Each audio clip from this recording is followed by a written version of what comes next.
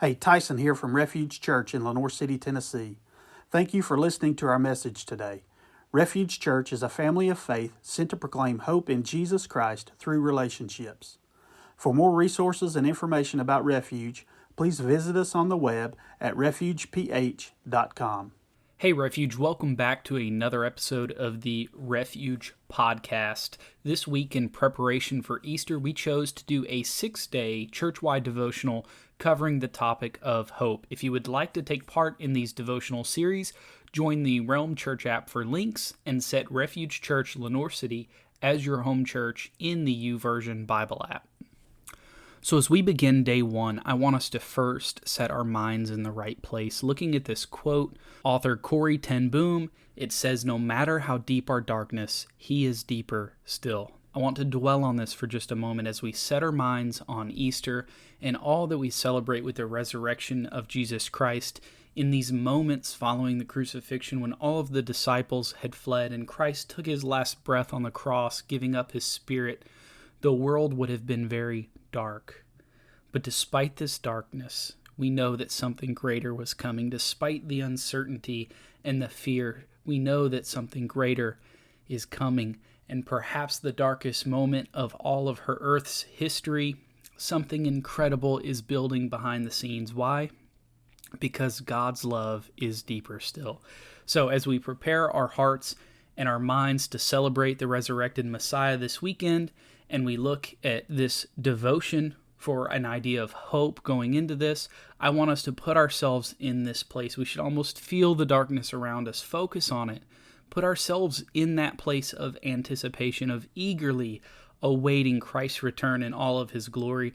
And in doing this, we can change our perspective of the world around us.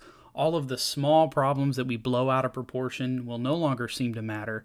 All of the big problems that cause us to freeze and fear will no longer have power over us, because in this, the hope of Jesus, we will overcome. We become unchained from the world around us, and our light shines all the brighter in the darkness. Isaiah 41:10 tells us, "Do not fear, for I am with you. Do not be dismayed, for I am your God. I will strengthen you and help you. I will uphold you with my righteous right hand." As we continue through this devotion, carry this feeling with you. Carry this feeling of hope and desire to see Christ move and change you. As we go into day 2, we continue to build and we look at our nature of trusting God. I really related strongly to the author's example of wanting to know every detail of God's plan before it begins. Anytime I'm going on a trip, going backpacking, or exploring caves, I tend to find myself hyper-focusing on the plan, trying to plan out every possible issue or problem that could come up. And in doing so, I get so focused on the planning part that I completely miss out on the purpose of the trip. But God wants us to not only have faith in his plan, to go wherever God calls us, but to also have the courage to follow him without knowing all of the details in between. It's easy for us to have faith when the entire journey is laid out before us on a map. But it's a lot harder to have faith when you only know the starting point and the end point and none of the in-between. But this is exactly why the relationship between faith and courage is so important. That's what this devotion is trying to get to. Looking to Isaiah as our example, being totally willing to be sent by God. Here I am, God, send me. Solely because of who God is and his nature, Isaiah, having no knowledge of how he was going to get there, he just had faith and he had the courage to follow God no matter what the journey laid in front of him. In the same way, we are called to step into the unknown, relying on the promise of God that he is with us and that he will uphold us through it all. Day 3 takes us to Mark chapter 5, and we see the story of this sick woman who is healed by Jesus. This unnamed woman has been bleeding for 12 years in constant suffering with no solution. By the time she has this encounter with Jesus, she has spent everything she had on doctors and medicine, and now she's out of options, seemingly without hope. But we can read in Mark 5:27 and see what happens. It says, "When she heard about Jesus, she came up behind him in the crowd and touched his cloak, because she thought, 'If I just touch his clothes, I will be healed.'"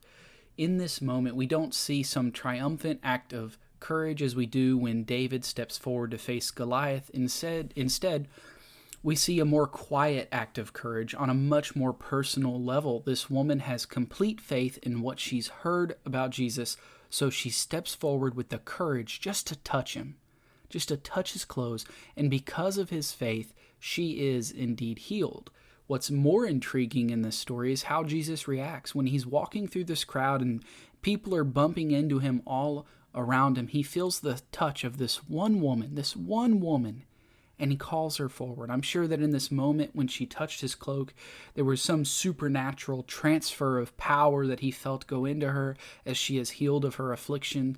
And as Christ felt it, he felt her because of her courage, because of her faith. And in turn, he tells her, "Daughter, your faith has healed you. Go in peace and be free of your suffering." What comes to my mind here when reading this is the importance of having courage to face our own afflictions, to deal with it, our own personal issues, to take them to Christ, no matter how big or small they may be. So often we sit around waiting for God to call us in, to have courage to do something huge, to triumph in the world around us. But what we see here is sometimes the most important thing for us to do is to have courage in our personal struggles, to take our personal problems to God, whether it be physical or mental health issues, our addiction. The list goes on. It's so important that we not only be willing to have courage in these big things out in the world that God's calling us to, but to also have courage and faith for ourselves, to take our own issues to God. As we go into day 4, continuing to build on this idea of courage, we begin to add the layer of boldness to the story. We look at Bartimaeus, the blind beggar. Despite not being able to see, despite all of those around him trying to silence him, he continues to shout louder and louder. Why? Because he knew what he had heard of this man named Jesus, and he too believed. His belief gave him courage to be bold.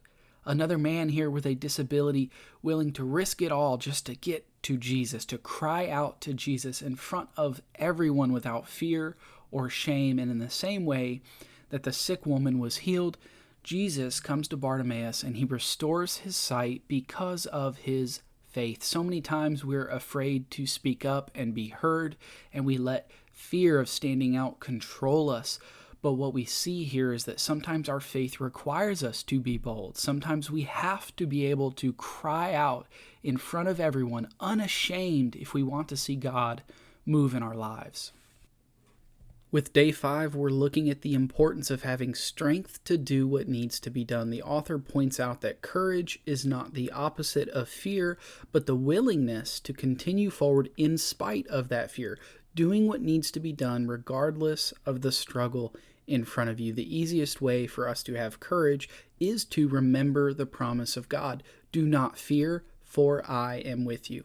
It's not a promise that it will be an easy path, but it's rather a promise that the path is not walked alone. Sometimes God leads us to these moments that seem insurmountable for the very reason that His light shines brightest in the darkest of moments. And again, I kind of want to quote the author here and call out this beautiful phrase. It says, courage kicks in not when fear is absent, but when God is present. As we look into the world around us, especially after the recent events in Nashville and seeing the way that society is changing and moving away from God, tearing down the identities that God has built for us, it seems like the world grows darker every single day. But our job as followers of Christ is to step forward, is to face that darkness head on so that God can work through us and show His glory to the world and bring change both in our lives and in the lives of those around us. Capping off day 6, it gives us this sort of funny analogy and story from the Finding Nemo movie where Dory and Marlin, the two main fish here, are told to swim through these dark trenches and not to go over them. But when they come to the edge of the unknown, when they're standing at the edge of that trench, they're afraid of the darkness. So they decide to not abide in the advice given to them, but to swim over the trenches in what they think will be an easier path. But because they let their fear control them, in the story they end up in a much worse situation by following their own path, by going what they think would be the easy route. It turns out not to be easy at all. And this is sort of a great lesson for us because it's in these moments when we're standing on the edge of the unknown. We allow doubt and fear to control us. And much like Dory and Marlon, we're inclined to make our own paths, to follow the path that we think will be easiest instead of following the one laid out for us by God. And in doing so, we often create much longer and more painful journeys for ourselves. God gives us that choice of following our own way or going His way, but we should recognize that His way is always going to be the better way. We should have faith in who God is. So no matter what lies in front of us, we should choose to trust God's sovereignty and continue forward with courage, leaning into His presence for strength. As we close out this devotion and we're just preparing ourselves to celebrate the resurrected Christ this Easter, I would encourage all of you who are listening to read Psalm 23:4 and pray this back to God. Even though I walk through the darkest valley, I will fear no evil, for you are with me. Your rod and your staff, they comfort me. This is one of those verses that we all know and we all overlook it, but it's so important for us to pray this every single day, to recognize that you may be walking into a dark valley, but you will not have fear because God is with you and God comforts you. I hope this devotion helped you. I hope it helped you get a sense of hope as we go into Easter. If you're new to Refuge, if you've not heard these podcasts before, I would encourage you to go back and listen to the older podcasts. We have a lot of other devotions that we've gone through together. And if you want to find out more about who Refuge is and who we are as a church family, I would really encourage you guys to come out to Refuge Church, Lenore City, tomorrow for our Easter service and worship and celebrate God with us. Thank you for listening to this message today brought to you by Refuge Church. Please visit our website for more resources as well as our YouTube channel. Just search for Refuge Church in Lenore City, Tennessee to find us. We hope that this message has helped you find hope in Jesus Christ.